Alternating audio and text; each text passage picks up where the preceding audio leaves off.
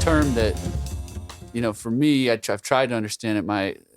The only thing I know concretely is that the Jesuits tried to cut their throats in the 15th century and largely succeeded, but they seem to, the Gnostic ideas seem to have a way of reproducing and sticking around, and maybe Gnosticism is taking a form now that's more influential than maybe people know.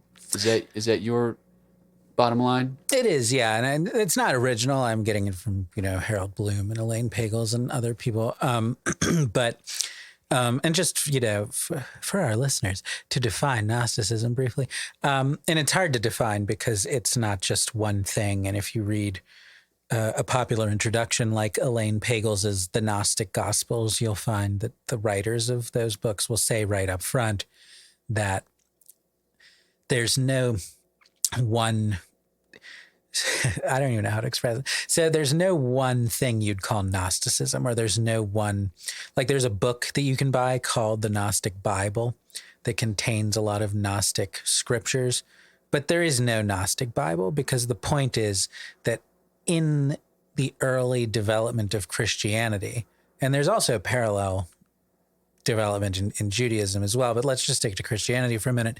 In the early development of Christianity, there were a lot of different interpretations of what Christianity was and what it meant and what the life of Christ was and what that meant. And gradually over a couple centuries, one tendency that became orthodoxy won out and managed to stigmatize and suppress this other set of tendencies that I think it labeled Gnosticism. And interestingly, the Gnostic texts were lost from much of Western history, and most of the places that great Western writers like Dante or Milton or Blake would have known about Gnosticism was through quotations in the writings of the church fathers, denouncing them, quoting them as like the forensic exhibit of a mistaken theology. And yet it still sparked this imagination down through the centuries. And then the key event in the middle of the 20th century was the discovery of a trove of writings at Nag Hammadi, which happened in 1945. So this is in Egypt, Nag Hammadi. And they find this trove of early Christian writings. And I think this is a remarkable event, this happening in 1945. It's sort of, it's just after the war. It's just on the eve of the technological revolution that's going to come out in the late 40s that'll carry through the Cold War. You have the development of nuclear weapons. You have the discovery of the transistor, which our occult friends think was theory of relativity, which was a little bit before. So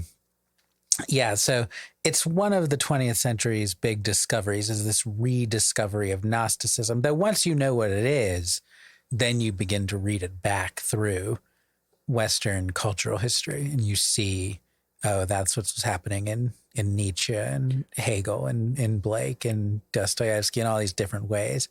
So what is Gnosticism for our listeners? The briefest definition is, and where it differs from what becomes Christian orthodoxy, is that Gnosticism posits that this world, nature, us, our bodies, the material world, wasn't created by the real God.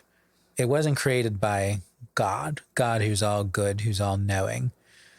It was created by this intermediate figure they call a demiurge, which literally means, and for some reason I find this funny, it literally means public worker.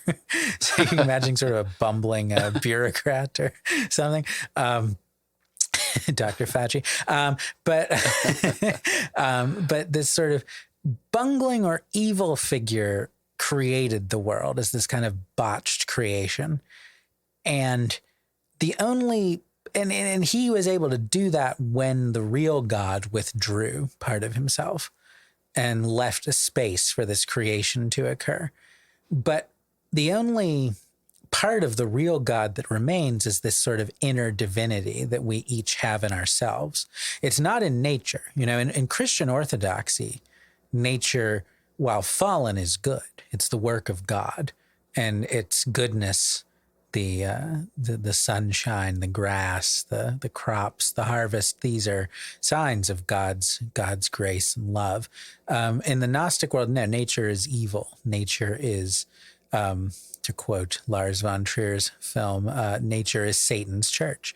Nature is this place of evil where the only good thing is this inner divinity in each of us, this kind of inner light that we have to commune with, and that's where the name comes from, because it's gnosis, Gnosis, which is Greek for knowledge, but it essentially means this secret knowledge that you have of the true divine, and the Gnostics thus, and you can see what Elaine Pagel says is she wants in some ways to defend the Gnostics because there's kind of an anarchist bent to them and like a proto-feminist bent to them, because we all have this inner light. And for instance, there's a Gnostic. And you're not determined by nature. You're not determined by nature. So it just fits right in with that feminist idea that biology isn't destiny, this kind of anti-Aristotelian, anti-natural law attitude. But Pagel says she says they were bound to lose in the contest with what became Christian orthodoxy, because just by their nature, they weren't going to be able to mount an organized fight because they were anarchic in that way. And so it almost had to be this underground current. Now, there were episodes in European history, and I think you mentioned the Albigensian Crusade. I don't even know if I'm pronouncing that right, which is when the Cathars in France were killed. So the Cathars were a group of people living in France. They're sometimes called the Albigensian, name for the city of Albi where they lived, and they developed a set of Gnostic ideas that was very puritanical, in the sense of you're not supposed to have sex. You're not supposed to sort of enjoy food. All worldly enjoyments are corrupt because the world is corrupt. The world is the bungled work of the demiurge. And so the Albigensian or the Cathar heresy flourishes there in the 13th century until there's a crusade of the Catholic Church to wipe them out. And they're wiped out at that point. But then the sort of irony is, one way of looking at the 20th century is the revenge of Gnosticism on several different levels, because when you have movements like communism, you have movements like fascism, you have movements like psychoanalysis, these things that are, officially at odds with each other, but nevertheless, they all have some element in common, that there's some kind of secret teaching. And that secret teaching will transform the world and bring about a better world and get us in touch with some kind of, what Hegel, who was reading Gnostic sources, would call absolute knowledge, or this knowledge of the self, as Freud or Jung would proclaim.